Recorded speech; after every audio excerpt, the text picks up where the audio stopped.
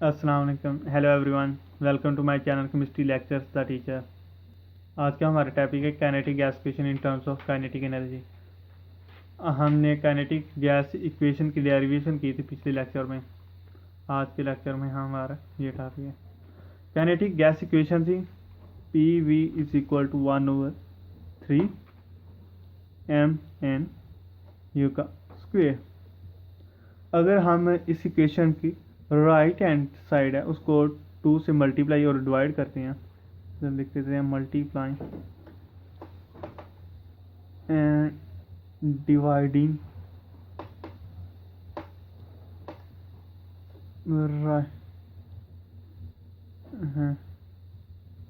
Side of equation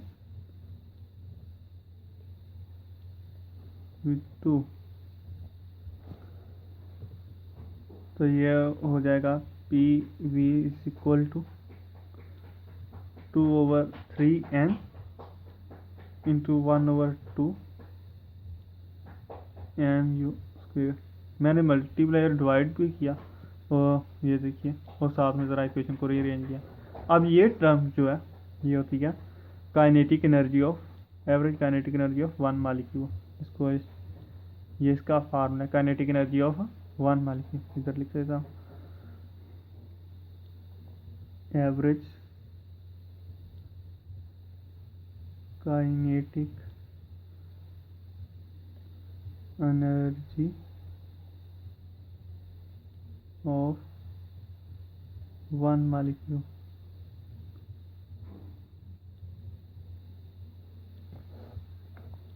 अब इसकी value यहाँ ऐड कर दें तो P V is equal to हो जाएगा 2/3 n इंटू ई। अब ये एक मालिक्यूल की है एवरेज काइनेटिक एनर्जी। अब जो n है टोटल नंबर ऑफ मालिक्यूल्स, और इसको n से मल्टीप्लाई करें तो हमारे पास तमाम मालिक्यूल्स की काइनेटिक एनर्जी आ जाएगी। तो ये इस तरह होगा कि E is equal to n into E.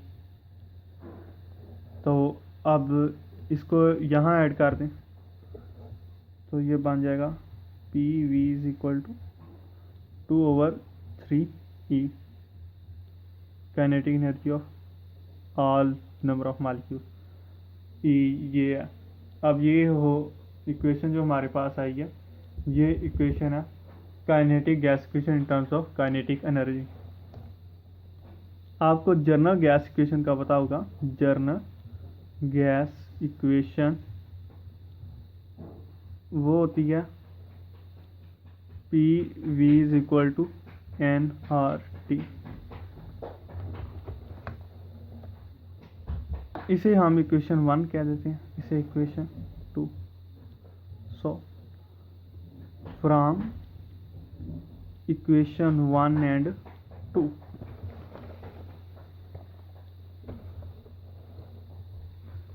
तो हम लिख सकते हैं 2/3 E is equal to N R T.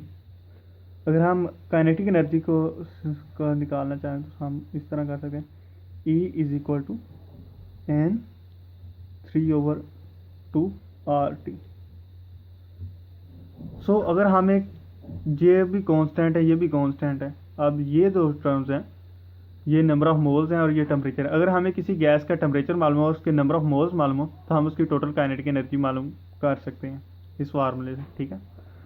लेकिन अब यही formula for 1 mole of gas के लिए क्या होगा, तो फिर n की जगह 1 आ जाएगा। तो ये इक्वेशन होगी for 1 mole of gas kinetic energy of n molecules is equal to 3RT/2, ठीक है।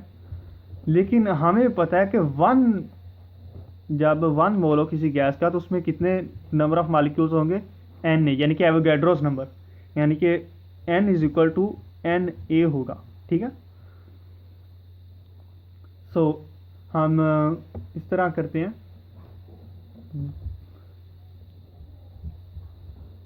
इसका इस क्वेश्चन में अगर हम n ऐड करें, n कैसे,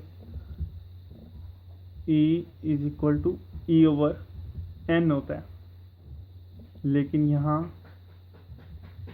ये देखिए e इज इक्वल टू होता है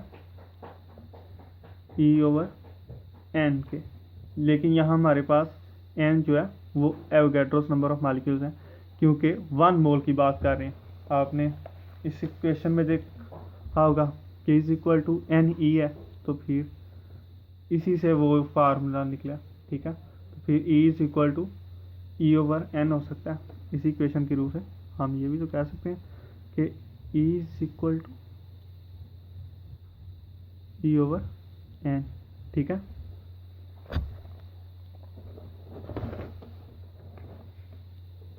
तो फिर ये बराबर होगा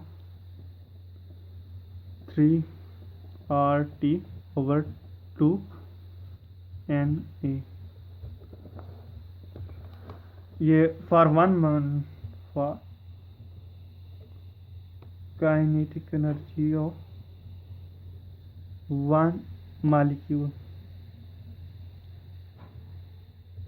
के लिए ये फार्मूला होगा। ठीक है, इसको हम इस तरह लिख सकते हैं, नीचे 3/2RT ओवर n में। सो अगर हमें टेम्परेचर मालूम हो किसी गैस का, तो हम बता सकते हैं कि उसके एक मालिक्यूल की काइनेटिक एनर्जी क्या होगी। ठीक है, सो अगर हमारे पास नंबर ऑफ मालिक्यूल्स अगर 2 मोल्स हों, तो यहाँ पे n की a की जगह 2Na आ जाएगा। ठीक है, इस तरह। सो एक ये इक्वेशन है जिसे हम मालूम कर लेंगे एक मालिक्यूल की काइनेटिक एनर्जी क्या होगी, और एक ये इक्वेशन है 1 नंबर ऑफ मोल्स के लिए, और ये है कि इसमें वैसे मेनली एक ये इक्वेशन और ये इक्वेशन, ये हमारे दोनों इक्वेशनें हमारे न्यूमेरिकल्स में बहुत काम आएंगी।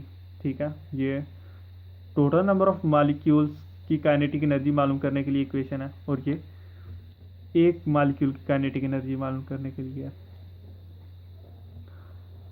सो I hope you understand this topic clearly. मेरी नेक्स्ट वीडियोस के लिए मेरा चैनल फॉलो करते रहें। अल्लाह हाफिज़। ये क्वेश्चन है फॉर 1 मोल ऑफ गैस जिसमें n मालिक्यूल्स होते हैं, लेकिन for any number of molecules of gas या गैस मालिक्यूल ये इक्वेशन इस तरह होंगी।